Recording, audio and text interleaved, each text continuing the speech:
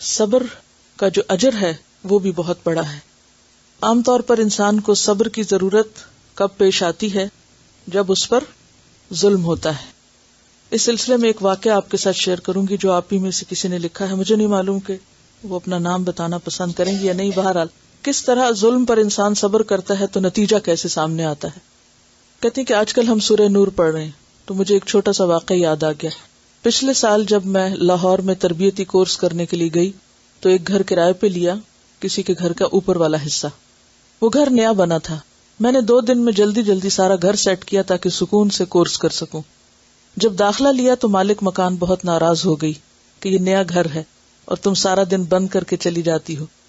اس نے کہا کہ جو صفائی والی میری ہے تم بھی وہی رکھو تاکہ وہ میری مرضی کے مطابق صفائی کرے. مگر وہ صبح آتی تھی, میں نے اتوار کے لیے اس کو رکھ لیا اور روزانہ خود واپس آ کے صفائی کرتی. ایک دن واش روم کا گٹر بند ہو گیا کیونکہ نیا گھر تھا, ابھی ریت سیمنٹ پائپ وغیرہ سے نہ نکلے تھے.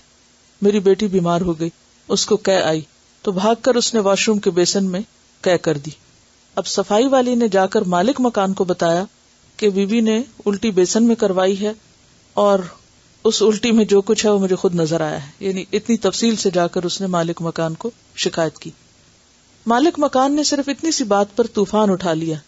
میرے بھائی کو, والدہ کو, کزن کو, پراپرٹی ڈیلر سب کو بلا کر کہنے لگی کہ یہ گھر بند کر کے چلی جاتی ہیں, گھر خراب ہو جائے گا. امی اور بھائی بھی مجھے سمجھانے لگے کہ خاتون بہت اعتراض کر رہی ہیں اور پھر وہی الٹی والی بات بھی بار بار مینشن کی گئی. لیکن میں صبر کر گئی, خاموش رہی کہ کیا جواب دوں. پھر ایک دن کالونی کی عورتوں نے مجھ سے کہا کہ آپ کی مالک مکان ہر جگہ کہتی پھر رہی ہے کہ میں نے اس کو گھر سے نکال دینا ہے کیونکہ یہ اپنے بیٹے کو گھر چھوڑ کر خود چلی جاتی. یہ کون سے اسلام میں لکھا ہے؟ اور بھی بڑی بری باتیں کر رہی ہے. میری آنکھوں میں ایک دم آنسو آ گئے کہ اگر ان دنوں میں اس نے مجھے نکال دیا تو میرا کورس ڈسٹرب ہو جائے گا. میں نے کوئی بد دعا نہ کی, لیکن اپنے آپ کو حوصلہ دینے کے لیے ایک دم میرے دل میں یہ بات آئی کہ انسان کو تو اپنا بھی پتا نہیں کہ کب اللہ اس کو اس کے اپنے گھر سے نکال دے, مجھے کیا کوئی نکالے گا. اور صبر کر کے پھر اپنے کام میں لگ گئی. 2 دن بعد ان کے گھر کو تالا لگ گیا. صفائی والی روزانہ مجھے پوچھنے آتی کہ نیچے والی باجی کہاں ہے.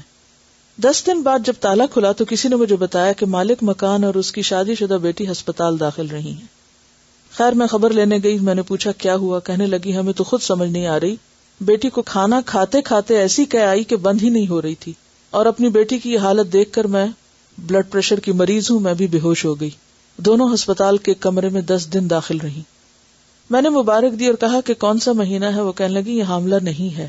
یعنی انہوں نے سمجھا کہ شاید اس کی شادی ہوئی ہے تو پریگنینسی کی وجہ سے یہ ہو رہا ہے. ڈاکٹر خود بھی پریشان تھی کہ یہ کس قسم کی قے ہے.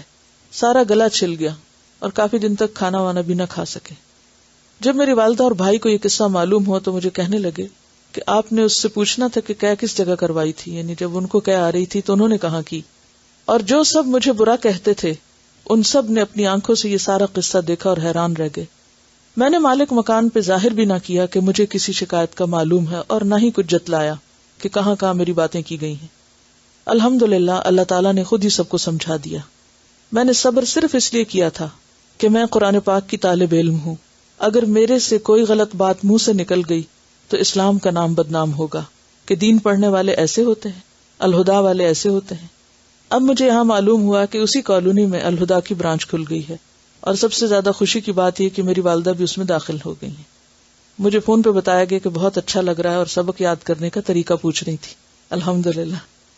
تو بات یہ ہے کہ اس کو کہتے ہیں صبر, کہ جب آپ پر ناروا قسم کا الزام لگے اور بے جا قسم کی آپ کے خلاف باتیں کی جائیں اور آپ اس موقع پر اپنے رویے کو منفی نہ ہونے دیں.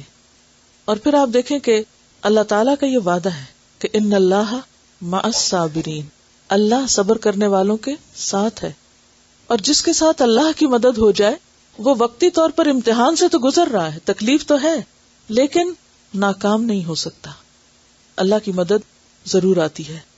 اور بعض اوقات اللہ تعالیٰ ایسے حالات پیدا کر دیتا ہے کہ انسان کے اوپر آنے والے الزام اور خاص طور پر دین کا کام کرنے کی وجہ سے جو بے جا اور ناروا باتیں کی جاتی ہیں, کیونکہ وہ حدیث بھی آتی ہے نا کہ 3 لوگوں کی مدد کرنا اللہ کے ذمہ ہے.